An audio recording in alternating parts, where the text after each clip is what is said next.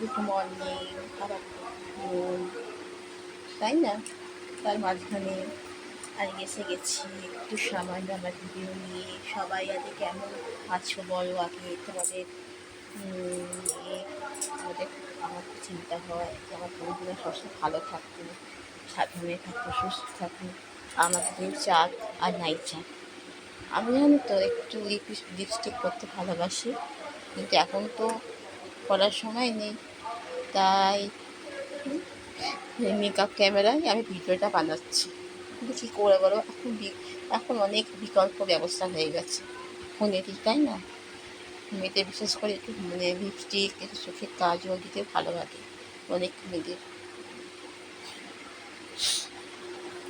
তাই তোমাদের শেয়ার করছি। হ্যাঁ, অনেক নেটপালিশ আছে, কেউ পড়তে ভালো মানে সময় পাই না, ভালো লাগে না। হ্যাঁ, আজকে ছেলে পরীক্ষা আছে, আজকে কি আইটিআই কি পরীক্ষা, তাই কিছুটা রান্না হয়ে গেছে, কিছুটা বাকি আছে। এই দেখো ছেলের মানে ব্যাগ, ড্রেস তো হাতে কাছে জোগাড় করা আছে। আর তো বাড়ি মানে একজনই মানে উদ্যোক্তা, সে সবসময় ছেলেকে বলছে বিয়ে দেবো না, খেতে পাবে না, ভবিষ্যৎ অন্ধকার। দেখো ও কিছু বুঝতে পারছে বলো। আর যদি ওকে একটা ভালো জায়গা দেওয়া হতো, খালেও একটা মানে চাকরি বাকরি পেত, কিন্তু কী বলো, কী করা যাবে? নিজের লোক যদি এত অভিসম্পাদ দেয়, তাহলে ফলো তো করবেই। আর বিয়ে করলে কি সব কিছু হয়ে গেল? বিয়েটাই মেটার করে না, বুঝেছো? বিয়ে করে অনেক দায় দায়িত্ব নিতে হয়, সেটা সবাই নিতে পারে না। পরের বাড়ি মেয়েকে নিয়ে এসে তাকে কষ্ট দিয়ে লাভ নেই।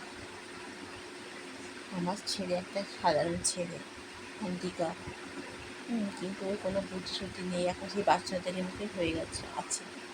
হ্যাঁ, আমাকে রেখে তো কত জ্বালায় সকাল থেকে। একে জয়েন্ট ফ্যামিলি, তারপর শরীরটা আমার ভালো নয়, নার্ভের প্রবলেম, মানসিক অশান্তিতে আমি এত ভর্তি করে কী বলবো। আমি নিজেই বাচ্চা, জানো তো, তোমরা জানো তোমার বন্ধু একটা বাচ্চা, যেমন যখন সাজি আর যখন দুঃখ হয় তখন এই বালিশের মাথায় একটু শুয়ে থাকি, উঠতে আর ভালো লাগে না। কী করবো বলো, ভালো লাগে না। আজকে একবার দুয়ারের ক্যাম্প হচ্ছে, সেখানে যেতে হবে। বললো তো 2টোর সময় যে তোমরা গদের কাছে, ভগবানের কাছে প্রার্থনা করে যেন কাজটা হয়। আমি খুব কষ্টে আছি তো, বিশেষ করে সমস্ত দিক থেকেই বলো, আর্থিক দিক থেকেই বলো, শারীরিক দিক থেকেই বলো, কোনো দিকে সুখ শান্তি নেই আমার কপালে। আর কী করা যাবে বলো, কানটা হচ্ছে। দেখো শাড়ি পরে বসে আছে, একবার নিজেকে রান্না করছি, একবার পরে আসছি। হ্যাঁ, আর তোমাদের কাছটা এসেছি আমি। ছেলে এই কোথায় পাখি গাছে গেছে, স্নিগ্ধা পাখি সেবা করতে। আর কি বলবো বলো, ভালো লাগছে না, বোরিং লাইফ, বলবো মাথাটা কষ্ট হয় গো। কী বলবো, 3-4 বছর ধরে ডক্টর দেখায়নি, কি একই ওষুধ খেয়ে যাচ্ছি। ডক্টর তো বলছে মানসিক শান্তিটা বেশি দরকার, কিন্তু আমার মানসিক শান্তি একদম নেই, একদম। কী আর করা যায়?